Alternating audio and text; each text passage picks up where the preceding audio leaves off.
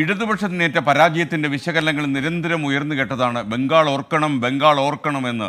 തുടർച്ചയായ ഇടതുഭരണം പശ്ചിമ ബംഗാളിൽ പല ഗുരുതര കുഴപ്പങ്ങളും ഉണ്ടാക്കി എന്നത് മറ്റൊരു സത്യം. കേരളം ഇപ്പോൾ തുടർഭരണത്തിലാണ്, CPM തിരുത്തലിൻ്റെ പാതയിലുമാണ്.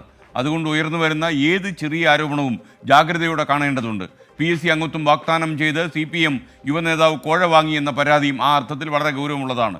കോഴിക്കോട്ടുള്ള ഏരിയ കമ്മിറ്റി അംഗത്തിനെതിരെയാണ് ഇപ്പോൾ ആരോപണം ഉയർന്നിരിക്കുന്നത്. മന്ത്രി PA മുഹമ്മദ് റിയാസ് വഴി കാര്യം നടത്തി തരാമെന്ന് വിശ്വസിപ്പിച്ചായിരുന്നു ഈ തട്ടിപ്പ് അരങ്ങേറിയത്. തെരഞ്ഞെടുപ്പ് പരാജയത്തിൽ പ്രതിരോധത്തിലായ CPIM-ന് കൂടുതൽ തലവേദനയാകുകയാണ് പുതിയ കോഴ ആരോപണം. പാർട്ടിയുടെ ഒരു ഏരിയ കമ്മിറ്റി അംഗം PSC അംഗത്വം വാഗ്ദാനം ചെയ്ത് കോഴ വാങ്ങിയെന്നത് ചെറുതായി കാണാൻ പാർട്ടിക്ക് കഴിയില്ല.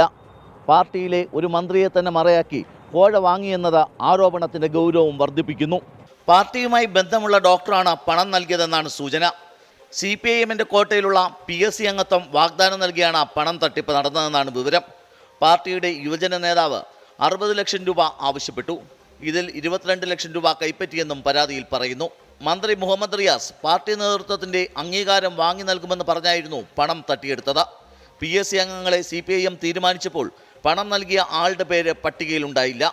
ഇതോടെ ആയുഷ് വകുപ്പിൽ ഉയർന്ന സ്ഥാനം നൽകാമെന്ന വാഗ്ദാനം നൽകി. ഇതിലും തീരുമാനമുണ്ടാകാത്തതിനെ തുടർന്നാണ് പാർട്ടിക്ക് പരാതി നൽകാൻ പണം കൊടുത്തയാൾ തീരുമാനിച്ചത്. പാർട്ടി പ്രാഥമിക പരിശോധന നടത്തിയിട്ടുണ്ട്. സംഭവത്തെക്കുറിച്ച് അറിയില്ല എന്നായിരുന്നു മന്ത്രി മുഹമ്മദ് റിയാസിന്റെ പ്രതികരണം. അറിയില്ല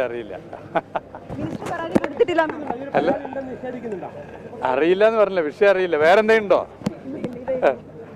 വേറെന്തെങ്കിലും രാഷ്ട്രീയ കാര്യം ഉണ്ടെങ്കിൽ പറയാം. ഇല്ലെങ്കിൽ പാർട്ടി ചില പ്രതിസന്ധികളിലൂടെ കടന്നു പോകുമ്പോഴുള്ള പുതിയ ആരോപണത്തെ ഗൗരവമായി പരിഗണിക്കാനാണ് CPIM സംസ്ഥാന നേതൃത്വത്തിന്റെ തീരുമാനം.